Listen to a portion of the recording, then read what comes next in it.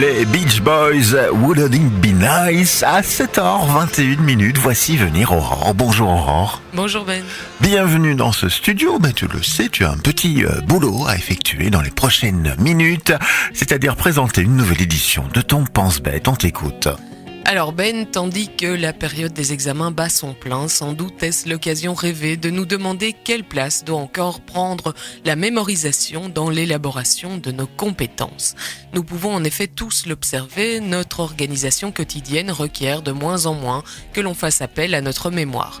Adresses et itinéraires, numéros de téléphone et recettes, mais aussi chansons et légendes, poèmes et proverbes faisaient, il n'y a pas si longtemps encore, partie des nombreux éléments que l'on connaissait par cœur et que l'on était appelé à mobiliser régulièrement. Dès le plus jeune âge, nous étions donc invités à entraîner notre mémoire par la récitation de comptines et de compliments, de prières et de chants auxquels se succédaient avec les années les déclinaisons latines, les règles de grammaire et les leçons d'histoire.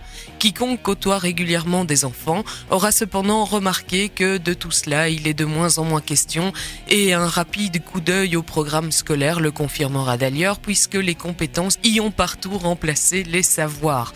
Et quoi de plus normal finalement que de voir nos habitudes d'apprentissage s'adapter à nos besoins.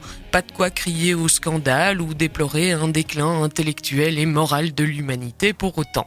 Néanmoins, cela n'empêche pas de nous interroger sur les conséquences d'un tel changement.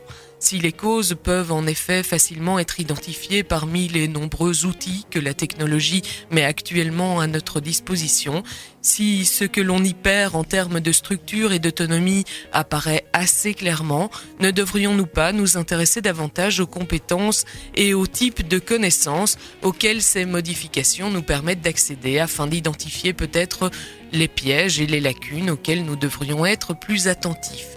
Ainsi, en matière d'autonomie, par exemple, si nous devenons bien plus dépendants des outils avec lesquels nous avons pris l'habitude de travailler, sans doute avons-nous, dans le même mouvement, développé un esprit critique nous rendant moins sensibles aux évidences de l'autorité.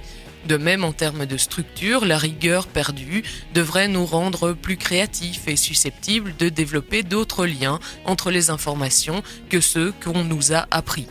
Toutefois, ne nous y trompons pas, exercer son esprit critique, faire des liens, penser par soi-même et en arborescence, tout cela n'est possible qu'une fois qu'une base de connaissances établie est d'ores et déjà présente et mobilisable. Dans le même ordre d'idées, on ne peut développer une réflexion rigoureuse et exigeante en partant de vagues souvenirs ou en s'inspirant de raisonnements approximatifs. C'est pourquoi, plutôt que de craindre ou de déplorer cette évolution de notre rapport au savoir, nous devrions sérieusement profiter de l'occasion pour redessiner les contours d'une connaissance et d'un apprentissage rigoureux et assuré.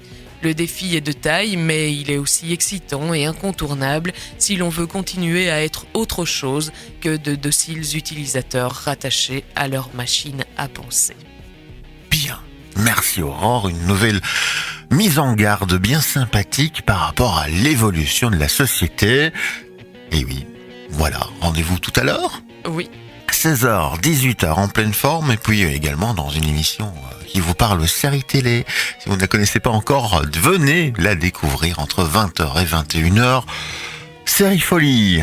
Oui. Qui vous parlera des trailers déjà de l'année prochaine sur les networks américains. Et oui, les séries à venir. Bien, merci à toi, excellente journée. Voici venir John Cicada avec Just Another Day. Buzz Radio. Juste